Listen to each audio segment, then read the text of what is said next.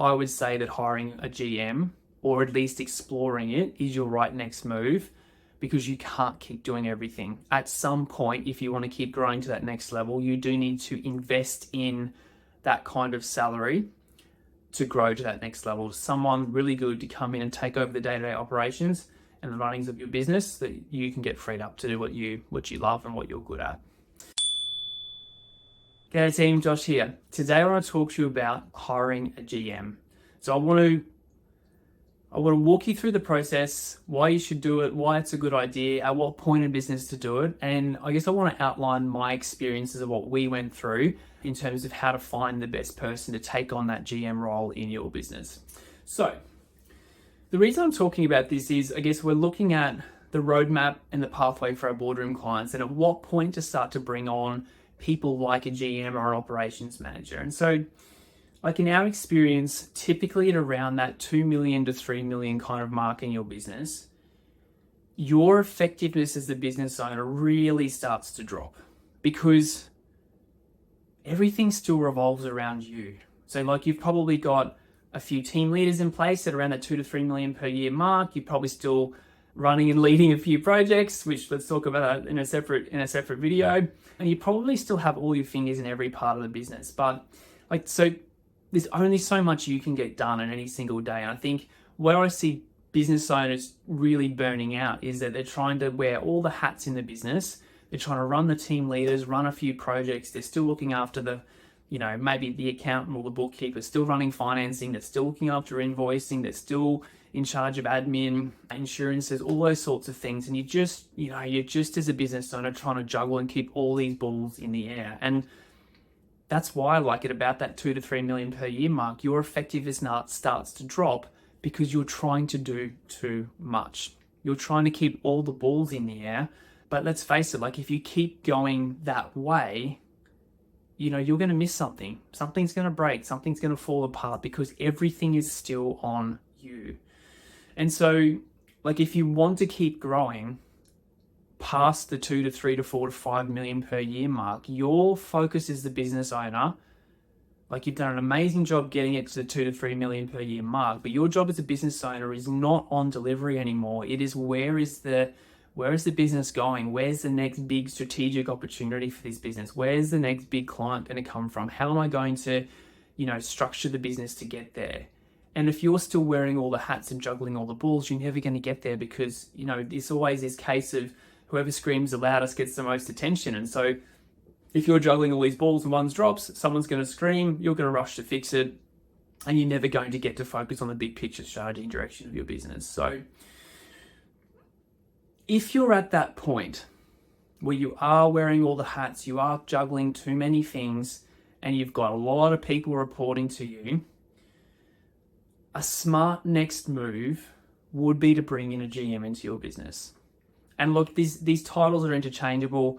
GM, operations manager. I mean, typically operations manager is just purely operations of the business, whereas GM tends to look after overseeing all aspects of the business, looking after the team leaders, everyone reports to them, they look after HR, finance, all that sort of thing. And typically then, as you grow, ops reports to GM. But for the case of this particular training or this video, I just want you to think about the GM as someone that's going to come in and be that intermediary between you and the technical delivery team, and that intermediary between you and HR and marketing and finance, those sorts of things. So the GM's going to take on running the day-to-day of the business to free you and or other directors in the business up to focus on bigger picture stuff. So when it comes to hiring a GM, so if you've gone tick, yes, that's our next move. Obviously, you've got to look at the finances, because typically GMs are complete overheads to the business. So you've got to look at your profit margins, your finances, all those sorts of things. But 100%, like, look, honestly, if you're running a really well-run business, 30% net profit margins on a 2, even 3 million per year business, you've got the buffer there to hire a GM at roughly the 150 to 170 kind of K mark to come into your business.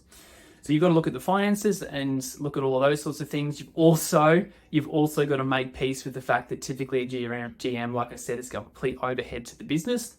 I mean, I was working with an incredible business last year where I could see their right next move was to bring in that role into the business, and they're like, we can't justify it. It's like, 160K or something like that. And I was like, but look at what all the directors are doing in the business. You're still running invoicing. You're still looking after the team.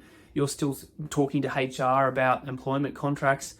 If you break it all down and look at 150K salary over the course of the year, that person's hourly rate compared to what you could be doing with that time is chalk and cheese.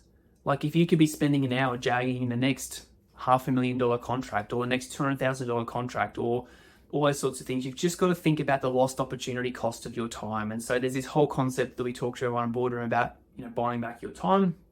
Not my teaching, not my concept. There's an amazing guy in the US called Dan Martella who talks about buying back your time. But you've just got to look at that, buying back your time to focus on bigger picture stuff in the business. Anyway, got sidetracked.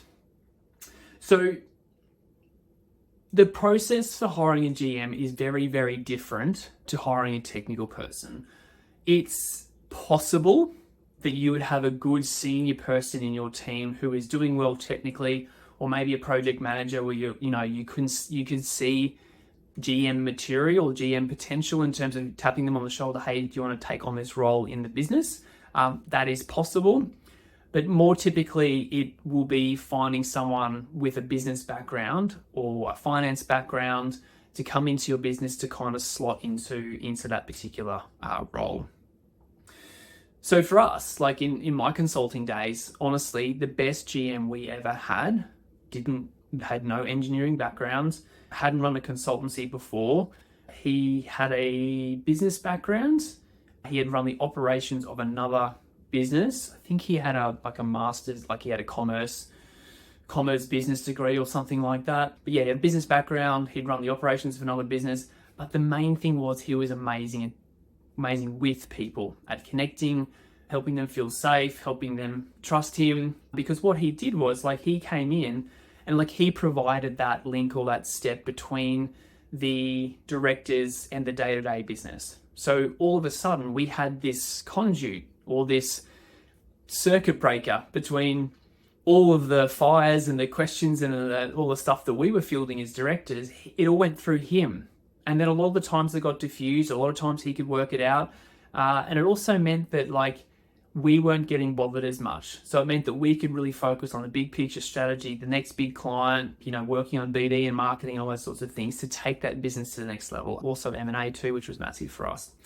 So like he was that interface. Like he would talk to the team leaders and go, how are your projects coming along? This one's not going so well. What's your plan to get that back on track? He would deal with HR, accounting, finance. Like it was absolutely incredible. And so he didn't have an engineering background at all, but he had a good business head on his shoulders, was great with people, and he was just willing to get in and learn. Like he had a growth mindset, not a fixed mindset. So I'm sharing that story because you don't have to have someone from an engineering background to come in and be a GM in your business. They just have to have a good head on their shoulders, be great with people, and be willing to learn your business and your industry.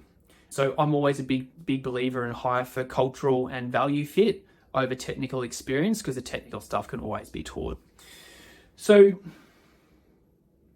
yeah, so essentially he came in, he was that circuit breaker, he was that conduit, he ran all the elements of the business. He reported back up to the board in terms of like weekly and monthly reporting, depending on what we needed to hear and learn about. And it just really freed the directors up to focus on then expanding the business operations and growing to that next level. So look, if that all sounds pretty good to you, that I would say that hiring a GM, or at least exploring it, is your right next move, because you can't keep doing everything. At some point, if you want to keep growing to that next level, you do need to invest in that kind of salary to grow to that next level. Someone really good to come in and take over the day-to-day operations and the runnings of your business, that you can get freed up to do what you love and what you're good at.